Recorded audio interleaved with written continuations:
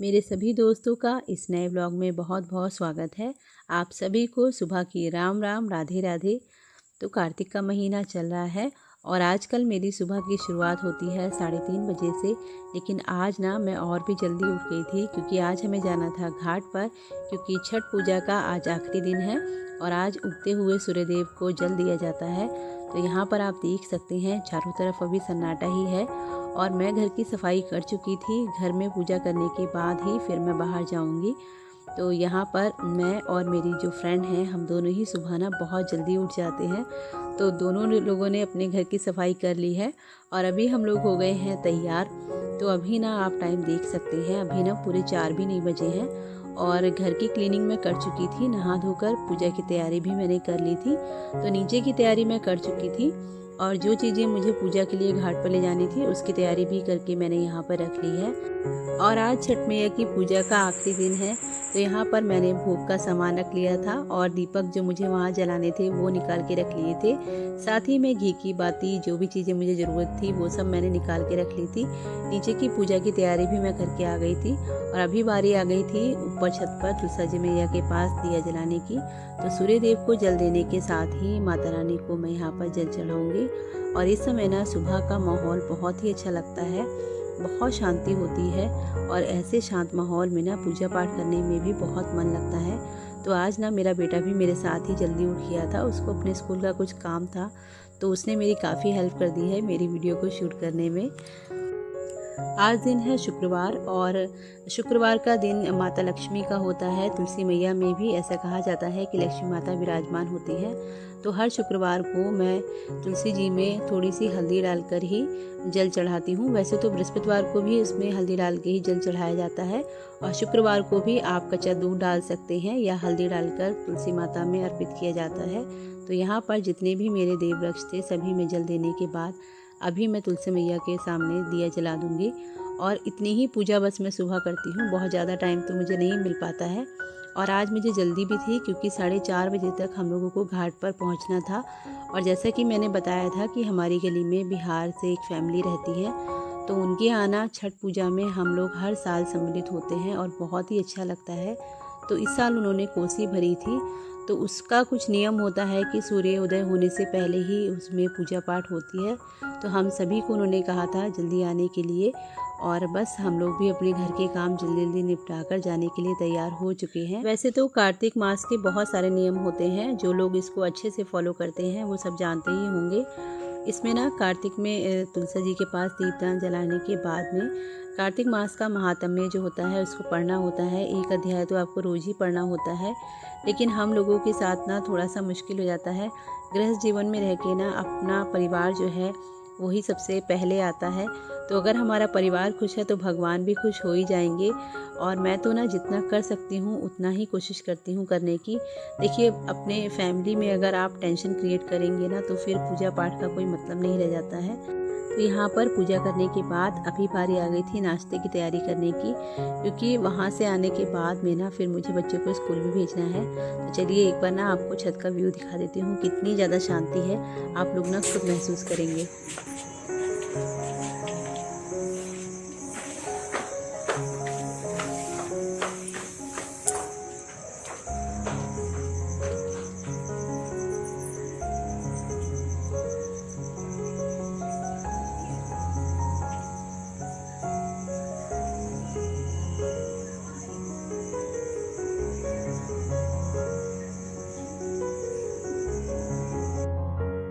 मेरे साथ आज मेरा बेटा भी जल्दी उठ गया था, तो छत पर काफ़ी देर टहलने के बाद वो भी आ गया था नीचे और मैं भी यहाँ पर आ गई थी भगवान जी को स्नान कराने के लिए, क्योंकि इसके बाद हमें निकलना है। तो जल्दी जल्दी मैं भी अपना काम ख़त्म कर रही थी। आलू मैंने उबाल के रख दिए थे, मसाला तैयार कर दिया था और आके बनाना है मुझे बच्चों के लिए टिफ़िन। तो बस इतनी तैयारी मैं करके जाऊंगी और बाकी तैयारी करूंगी मैं वहाँ से आने के बाद, क्योंकि बच्चों का स्कूल इस समय थोड़ा सा लेट हो गया है। तो मेरे लिए ना थोड़ा सा आराम भी हो गया था। 7:30 बजे तक बच्चे जाएंगे तो तब तक मेरे लगभग सारे काम ख़त्म हो जाएंगे। और डेली मैं इसी तरह से ना भगवान जी को स्नान कराती हूँ। बाकी जो मेरे पूजा में आपको दिखाई दे रहे होंगे जो भी फ्रेम हैं उनको मैं पोंछ देती हूँ। मंदिर की सफाई करने के बाद में जितने भी मेरे विग्रह हैं उनको मैं डेली स्नान कराती हूँ। और बस इतनी ही थोड़ी सी सेवा है जो मैं भगवान की कर पाती हूँ। बहुत ज़्यादा समय तो नहीं मिल पाता है, तो इतना करके ही ना मुझे बहुत शांति मिलती है। और भगवान के लिए तो देखिए, अगर हम 10 मिनट भी निकाल लेते हैं ना मंदिर में उनके आगे, अगर हम सिर्फ सर भी झुका लेंगे ना, तो भगवान इतने से भी खुश हो जाते हैं। बस आपको अपना भाव अच्छा रखना चाहिए, किसी के प्रति आपको ना बुरा नहीं सोचना चाहिए। और छल कपट से भगवान दूर रहते हैं, तो उससे बचना चाहिए। बहुत से लोग होते हैं जो दिखावा करते हैं, तो उससे ना बचना चाहिए। उससे कभी आपको कोई फ़ायदा नहीं मिलेगा। आपकी जो असली जो क्वालिटी है ना, वो आपकी सच्चाई ही है। तो हमेशा उसी पे चलिए, और जो है उसमें खुश रहेंगे ना, तो भगवान आपसे वैसे भी प्रसन्न ही रहेंगे। और अभी ना घर में आपको सारी लाइटें बंद दिखाई दे रही होंगी, क्योंकि मेरे हस्बैंड और मेरा बेटा सो रहा था। तो मैं जब भी अपना काम करती हूँ ना जल्दी उठ के, तो कोशिश मैं यही करती हूँ कि मेरी वजह से ना उन लोगों की नींद ख़राब ना हो। क्योंकि देखिए, हस्बैंड हैं चाहे बच्चे हैं, उन लोगों को ना दिन भर बाहर ही रहना है। बच्चों का भी लगभग आधा टाइम स्कूल में ही चला जाता है, तो जितनी नींद उनको अच्छी मिल जाएगी ना, उतना दिन अच्छा निकलेगा। तो बस यहाँ पर धीरे धीरे मैं अपने सारे काम कर लेती हूँ, और बाकी जो भी एक्स्ट्रा क्लीनिंग होती है तो वो फिर मैं कर लेती हूँ बाद में। और इस समय मेरी यही दिनचर्या है, और मुझे अपना ये जो नया रूटीन है ये बहुत पसंद है, और मैं इसको ना कोशिश करूँगी हमेशा ही फॉलो करने की। तो बस यहाँ पर भगवान जी को स्नान कराने के बाद अब दीपक जला दिया था। इसके बाद बस मैं भगवान को तिलक करके फूल पत्र जो होते हैं वो चढ़ाती हूँ, और करती हूँ एक छोटा सा पाठ।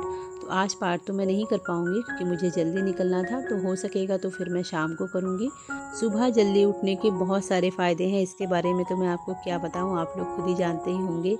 और एक बार अगर आप सुबह जल्दी उठ के देखेंगे ना, तो आपको खुद पता चलेगा कि आपके सारे काम ना कितने जल्दी हो जाते हैं और कितने आराम से हो जाते हैं।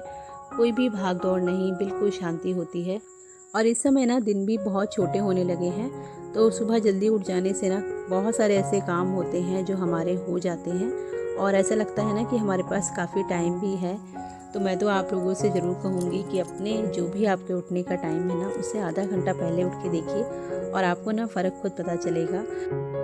तो यहाँ पर मैं अपनी पूजा कंप्लीट कर लेती हूँ, और अपनी बात को यहीं पर ख़त्म करूँगी, नहीं तो आप लोग कहेंगे कि बस सुबह उठने के फ़ायदे गिनाने लगी है।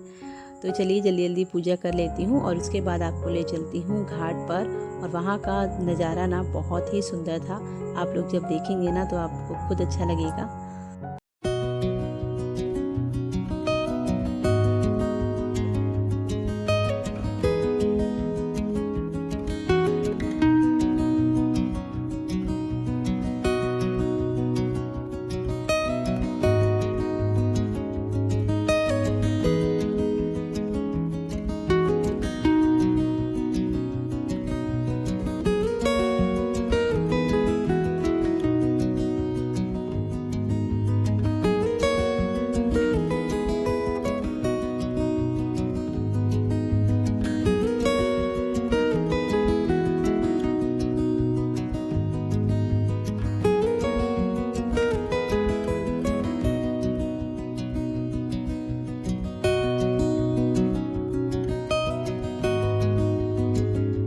तो जैसे ही मेरी पूजा ख़त्म हुई, वैसे ही मेरी फ्रेंड बुलाने के लिए आ गई थी, और हम लोग निकल गए थे घाट की तरफ। और रास्ते का जो नज़ारा था ना, बहुत ही अच्छा था। चारों तरफ लाइटिंग वगैरह हो रही थी। इस बार छठ पूजा पर ना बहुत ही अच्छी व्यवस्था थी यहाँ पर। तो मैं रिकॉर्ड नहीं कर पाई, क्योंकि जाने की जल्दी थी। तो कोशिश करूँगी, अगर रिकॉर्ड कर पाई ना, तो आपको अगली बार ज़रूर दिखाऊँगी।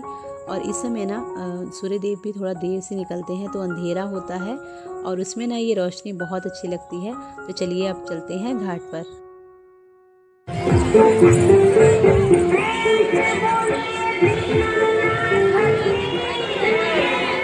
देखिए, हमारे बीच में हमारे अध्यक्ष जी गाय का दूध लेकर के पधार चुके हैं। अध्यक्ष जी, मैं कहूँगा आप मंच पे हैं। ये भाव रखने वाले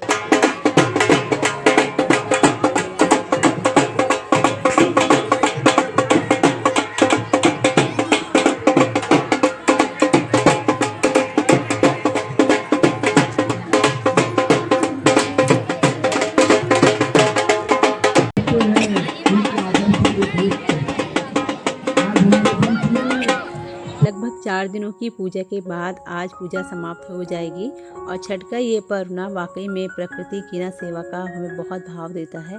तो यहाँ पर इनकी पूजा भी कंप्लीट हो चुकी थी और भीड़ बहुत ज़्यादा बढ़ने लगी थी। जब हम लोग आए थे ना तो घाट पर इतनी भीड़ नहीं थी, लेकिन दिन चढ़ने के साथ साथ ना यहाँ पर भीड़ भी बढ़ने लगी थी। और छठ पूजा में ना कोई भी अर्घ जो दिया जाता है वो कहा जाता है कि किसी ब्राह्मण के द्वारा ही दिया जाता है। तो दीदी ने इस बार ये सौभाग्य मुझे दिया, मैंने ही उनको अर्घ दिलवाया था। तो यहाँ पर पूजा होने के बाद ना सभी को इस तरह से ना पीला सिंदूर लगाया जाता है। बिहार में इसी तरह से नाक से सिंदूर लगाया जाता है। तो उन्होंने ना हम सबको भी लगाया और हम भी उनकी भावनाओं का सम्मान करते हुए उनकी पूजा के साथ में उन्हीं की तरह से सम्मिलित होते हैं।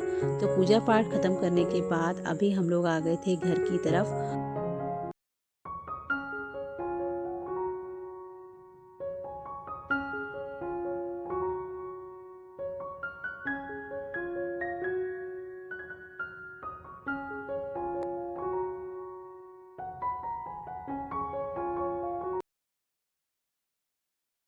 और बस आने के बाद बच्चों को स्कूल भेजा। उसके बाद अब मैं हो गई थी फ्री और अभी बजे हैं सुबह के 8:30।